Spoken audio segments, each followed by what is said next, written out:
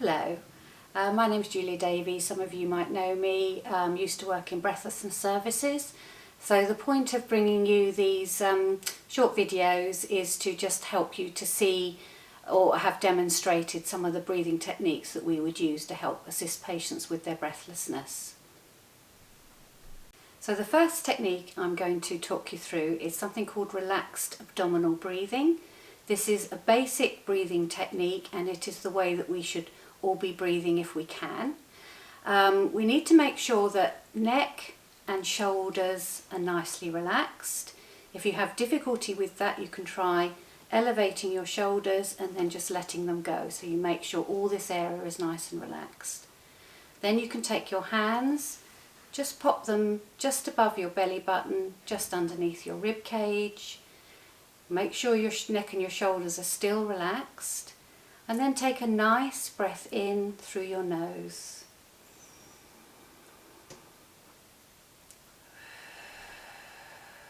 And then out through your mouth. And as you do so, you should feel your hands moving outwards. And as you breathe out, your hands moving inwards. And that is the diaphragm muscle moving up and down as you breathe. So you would breathe in. Hands come out,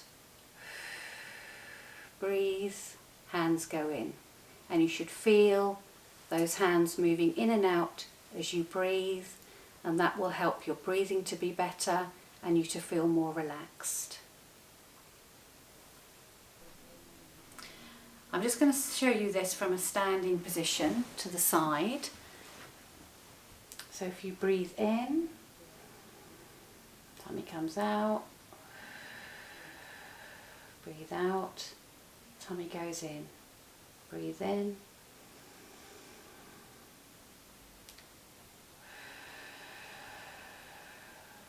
And out. So the next breathing technique is called pursed lip breathing. So this breathing helps you to slow down your out breath, and because you're doing it from a slightly different mouth shape, it will put some back pressure into your lungs and will help the airways feel as though they can breathe a bit better. So the way to do this is to breathe in through your nose and then breathe out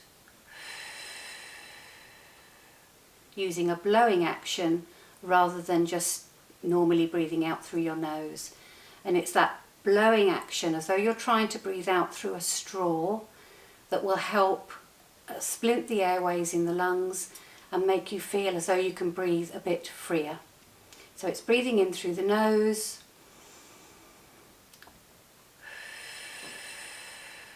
and then blowing out through the mouth. And you can also do that, use that technique as you're moving around, and it helps to stop you breath holding, and it helps to make your movements more in tune with your breathing and help you with your breathlessness as you move around. So the next technique I'm going to show you is something called fan therapy. So anyone who suffers from breathlessness, we recommend that you get a little hand fan, which you can buy in the shops, or you can buy on the internet. Now this is well researched in breathlessness, and the reason it works is because when you feel a bit of air moving around near your face, it helps to calm the breathing down, and I'll explain why that works. You've got nerves in your face and in your nose, mouth and cheek area. When those nerves are stimulated by air, it immediately starts speaking to the breathing centre in the brain, and it just calms everything down. The brain feels that everything is safe, everything is okay, and it helps you feel calmer. The way to use the fan is to not have it too close. So you don't want it here, you want it more about here, but you will work out the best distance for yourself, and move it around so that you are getting as much stimulation to those nerves as you can. It can take a little while to feel better, but it will gradually start making you feel more comfortable and your breathing calmer. So the next technique I'm going to show you is something called the breathing rectangle. Some people know it as rectangular breathing, some people know it as box breathing, some people know it as square breathing. It's the same principle. And I'm going to show you how to use this simple technique to help with your breathlessness when you've got very breathless. So here is a rectangle shape, and there are others that you can use. Things like television screens, mirrors, pictures, even a door can help to use for your breathing. So basically it can be landscape, it can be portrait, but the main importance is the shape. So when we breathe out for slightly longer than we breathe in, so hence the longer side and the shorter side.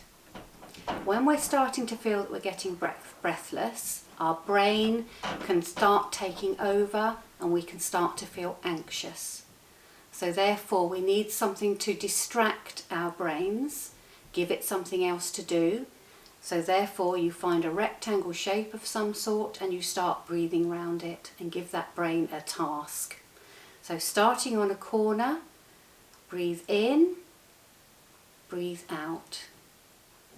Breathe in, breathe out, and slowly round your rectangle. Or if you're very breathless, you might be going around it quite quickly, but you will find that that technique will help you to make your breathing slower and more calmer as you're focusing on that rectangle shape and slowly bringing your breathing down to a more manageable rate.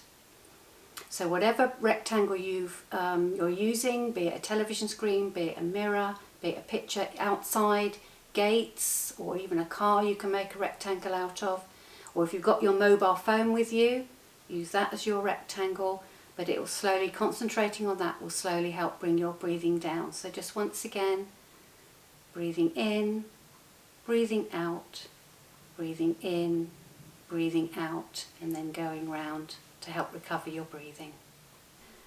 The next thing that will help your breathing is to think about your positioning. So when you've got breathless, sometimes to change your position will help your breathing. So if you're sitting, then you can lean forward. And what that does is it rests the shoulders and the arms and helps you to breathe freely. You can even lean back, opening up the chest, and that will help you to breathe freely, and you will know which position helps you the best. You can also do a standing lean. So taking this chair for example, you can lean on a chair, this type of chair, an armchair. You can lean on kitchen worktops, you can lean on gates if you're outside, you can even lean back onto lampposts or walls if you're not able to find a seat outside and you need to recover your breathing. And these will all help your breathing to feel easier. Breathlessness can cause quite a lot of anxiety and sometimes panic with your breathing. So I'm going to show you a technique which can help with that, and it's called the calming hand. We've always got a hand with us. We can use the different fingers of our hands to go through a little sequence that will help to bring your panic and anxiety down. So it starts with the thumb, recognizing that you are starting to feel panicky, that the breathing's getting out of control and you want to try and calm that down. Then you will use the index finger as an indication to really blow out. Let that stale air out of your lungs because it will be building up. You want to let it out. So that's your index finger. You will then want to take a breath in, which is your middle finger, and then breathing out again, preferably by blowing out because that helps your breathing. And then the little finger, you will do a little tense and release of your hand, and you can do that either by making a fist or you can do it by stretching your hand. Both will work. So I'll just take you through that again. So it's recognition that you need to start controlling your breathing and your panic. Letting it out, letting the muscles go. breathing in, blowing out or breathing out, and then the little finger and letting it go. And then you go back to the thumb. Am I feeling better? Do I need to go around it again? Just do it as often or as many times as you need to start bringing your breathing under control and to start calming down. So we have information leaflets for people who suffer from breathlessness. For patients, they're on our website, and for healthcare professionals, they're on SharePoint. We have the breathlessness management leaflet with all the breathing techniques I've talked through. We have living with breathlessness and fatigue, which also helps with energy levels and pacing your activities or slowing down. We also have anxiety management, which looks at things like sleep, relaxation, and also has the calming hand. So feel free to use these resources.